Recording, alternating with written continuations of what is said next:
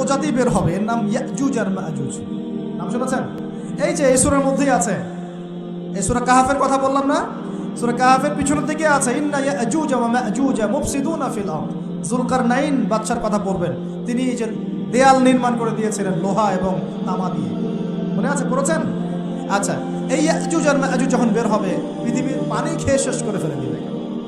এর এত বেশি হিংস্র হবে যে এদের সাথে লড়াই করার মতো ক্ষমতা কোনো মানুষেরই থাকবে না। এমনকি ঈসা আলাইহিস সালামেরও নয়। ঈসা আলাইহিস সালাম তুর পাহাড়ে চলে যাবেন মুসলিমদেরকে নিয়ে, তুর পাহাড়ের ভিতরে মুসলিমরা সেখানে লুকিয়ে থাকবে, পৃথিবীর মেসাকার অবস্থা হয়ে যাবে, পৃথিবীর পানি খেয়ে শেষ করে ফেলে দিবে হিংস্র প্রজাতি। তখন ঈসা আলাইহিস সালাম আল্লাহর কাছে দোয়া করবেন, আল্লাহ এই বিভৎস এই জাতিকে ধ্বংস করো।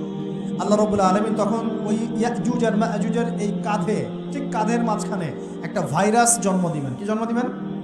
ওই যে বলি না মহামারীর ভাইরাস, অমুক ভাইরাস তমুক ভাইরাস, এই ভাইরাস আরও সামনে আছে বাকি এখন। ওই ভাইরাসে, ওই পোকায়, ওই ব্যাকটেরিয়া বা যেটাই হোক আল্লাহ পাক যাই দিবেন, এতে করে ইয়াজুজ আর মাজুজের পুরো প্রজাতি ধপ ধপ ধপ ধপ করে মারা যাবে। মানে এটা ছোঁয়াচে রোগ হবে। কি রোগ হবে? ছোঁয়াচে। ঠিক যেমন আমরা একটু করোনা দেখলাম না, একজন থেকে আরেকজন, একজন থেকে আরেকজন, এরকম জিনিস চলবে আরও বিশ্বে। আর এখনকার নতুন রিসার্চ হচ্ছে ওই সাইবেরিয়া অঞ্চলের যে বরফগুলো আছে না, ওর নিচে এই 1 লাখ বছর, 1.5 লাখ বছর, 2 লাখ বছর আগের ভাইরাসগুলো নতুন করে জায়গা শুরু করেছে।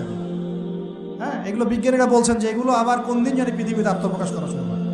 সব কিছুই ঘটবে। বিশ্বটার খুব রহস্য আছে, বিশ্বটার অনেক রহস্য আছে। আল্লাহ পাক এগুলো খেলার ছলে সৃষ্টি করেন নাই, পরীক্ষা। ইয়াবলুয়াকুম আইয়ুকুম আহসানু আমালা, আল্লাহ পাক বলেছেন। এরপরে ইয়াজুজ আর মাজুজের সব প্রজাতি মারা যাবে। নবীজি বলছেন জমিনে কোনো জায়গায় ফাঁকা থাকবে না, সমস্ত জায়গাতেই ওদের দেহ পড়ে থাকবে। আল্লাহু আকবার।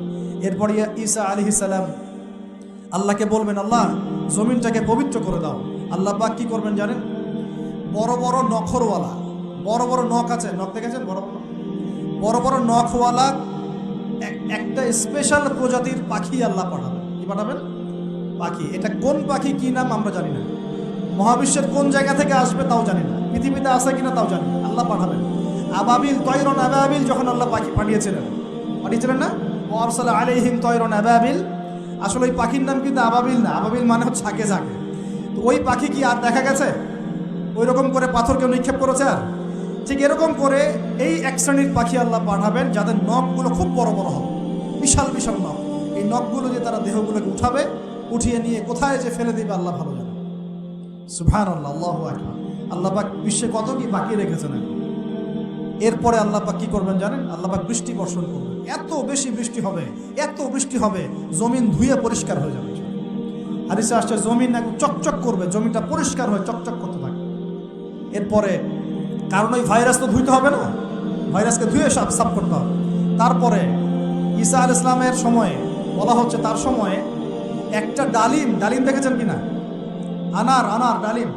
এই ডালিমের যে খোসা হয় না, এই ডালিমের খোসার নিচে একটা পুরো পরিবার আশ্রয় নিতে পারবে। কি বুঝলেন?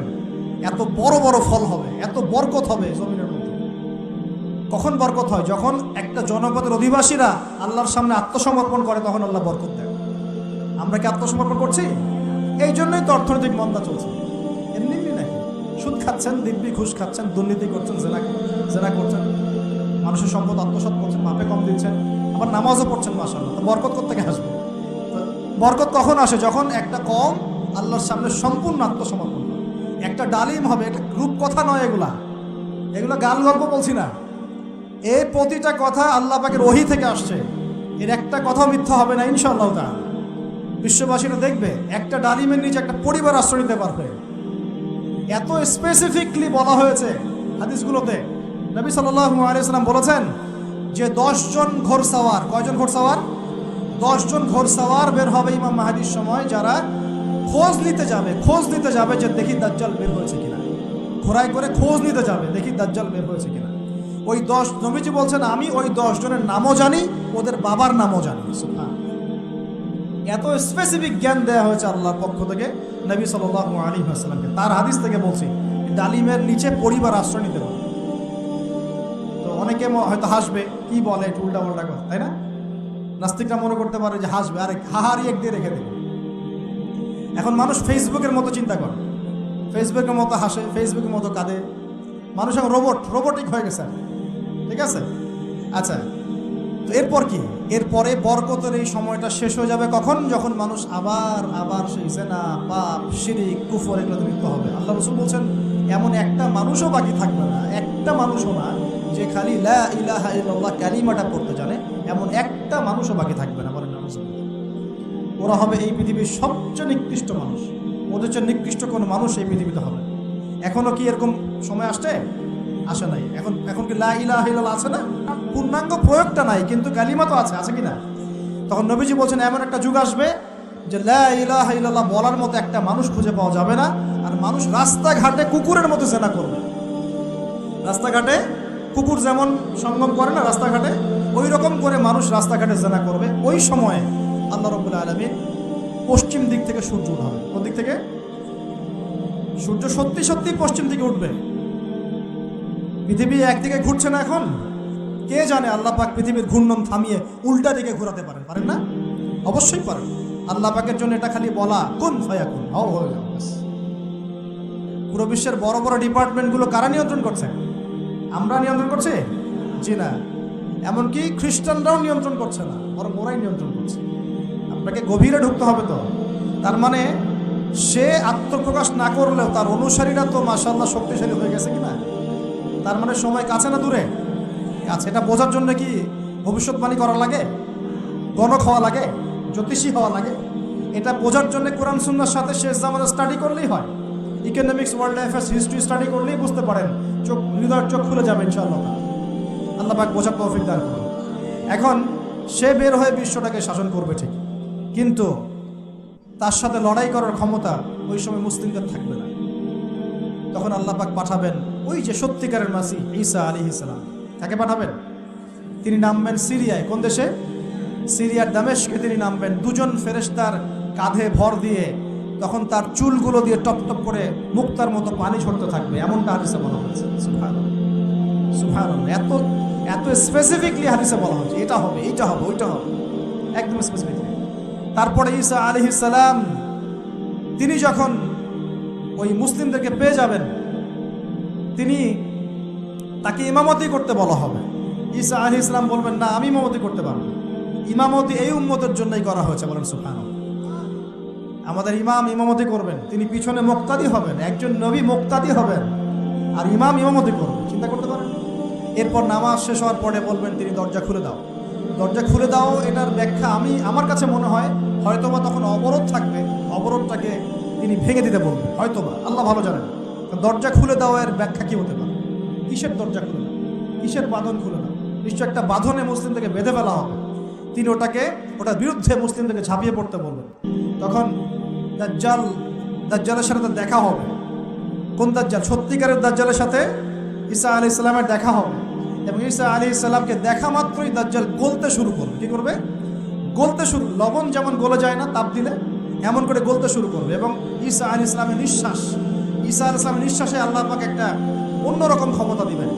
ঈসা আলাইহিস সালামের নিঃশ্বাস যতদূর পর্যন্ত যাবে দাজ্জাল পালাতে থাকবে। তার নিঃশ্বাস গিয়ে দাজ্জালের গায়ে লাগা পরে দাজ্জাল ওইখানেই মারা যাবে। আল্লাহ পাক এই শুধু তাকে নয়, তার সমস্ত অনুসারীদেরকে আল্লাহ পাক সেখানে মেরে ফেলবে মুসলিমদের হাতে। কার হাতে? মুসলিমদের হাতে। এটার জায়গাটা মেনশন করা আছে, বাবেলুদ নামক জায়গা। কোন জায়গা? বাবেলুদ। যান গুগল সার্চ করে দেখেন বাবেলুদ কোন জায়গায় আছে। আমি বলে দিব না, দেখেন কোন জায়গায় আছে, কারা ওটা নিয়ন্ত্রণ করছে দেখেন। ওইখানে দাজ্জাল মারা যাবে। মানে সত্যিকারের মাসিহের হাতে মিথ্যা মাসিহ মারা যাবে, ঠিক আছে? এবং তার অনুসারীদের পতন হবে। এরপরে ঈসা আলাইহিস সালাম এই ক্ষমতাটা দখল করবেন এবং সারা বিশ্বে তিনি শান্তি শৃঙ্খলা কায়েম করবেন। একজন ন্যায়পরায়ণ শাসক হবেন ইনশাআল্লাহ। এবং তিনি নতুন কোনো শরীয়ত নিয়ে আসবেন না, উম্মতে মুহাম্মাদের শরীয়ত কায়েম থাকবে ইনশাআল্লাহ। এরপরে 40 বছর তিনি রাজত্ব করবেন। কত বছর? 40 বছর। এবং তার বিবাহ শাদীও হবে এবং তার ইন্তেকালও হবে। তাকে দাফন করা হবে নবী মুহাম্মদ সাল্লাল্লাহু আলাইহি ওয়াসাল্লামের ঠিক পাশেই। আল্লাহু আকবার। ঠিক তার পাশেই দাফন করা হবে। এরপরে মানুষ আবারও খারাপ হওয়া শুরু করবে। কেমন খারাপ হবে? ও আচ্ছা, মাঝখানে একটা কথা বলতে ভুলে গেছি।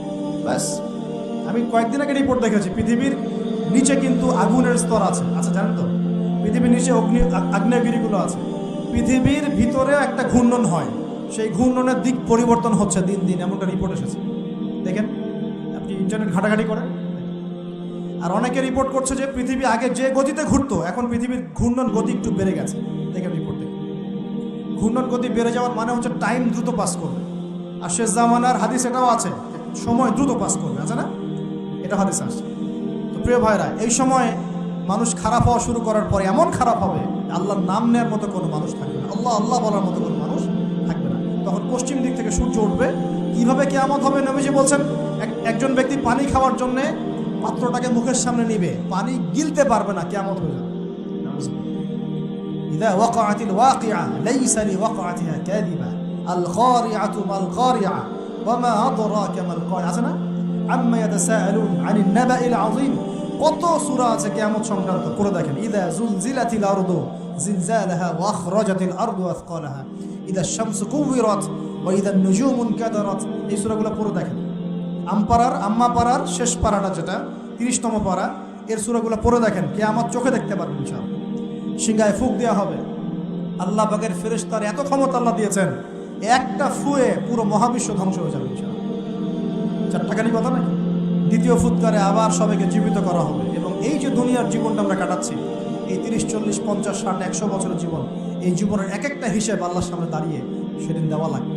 অতএব এই দুনিয়ার জীবনটাতে প্রস্তুতি গ্রহণ করি, 5 ওয়াক্ত নামাজ পড়ি, যাকাত দেই, কালিমা বোঝার চেষ্টা করি, আল্লাহ তাওহীদ শিখি, জানি, বুঝি, নবীর সুন্নত অনুযায়ী আমল করি, হালাল খাই, পরিবার করি, মানুষকে সৎ কাজের দাওয়াত দেই, অসৎ কাজে নিষেধ করি, ইসলামকে আল্লাহর জমিনে প্রতিষ্ঠা করার চেষ্টা করি।